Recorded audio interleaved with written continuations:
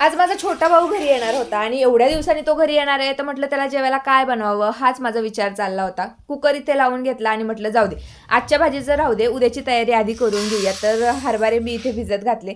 हरभऱ्याची भाजी ना माझ्या आबीला खूप आवडते आणि संध्याकाळच्या टायमिंगला असं फेरफटका मारून यायचा आता रोजचं आमचं रुटीन झालेलं आहे. माझ्या मम्मीचा पण ना असा हट्ट असतो, उद्या कार्यक्रम आहे आणि म्हटली हीच साडी मला घालायची, तू मला ब्लाऊज शिवून दे. म्हटलं ठीक आहे, ब्लाऊज कट करून वगैरे ठेवला, गणपती बाप्पाची आरती करून घेतली आणि आज पिल्लूने ना आम्हाला हात लावायचा थोडासा अधिकार तिथे दिला होता.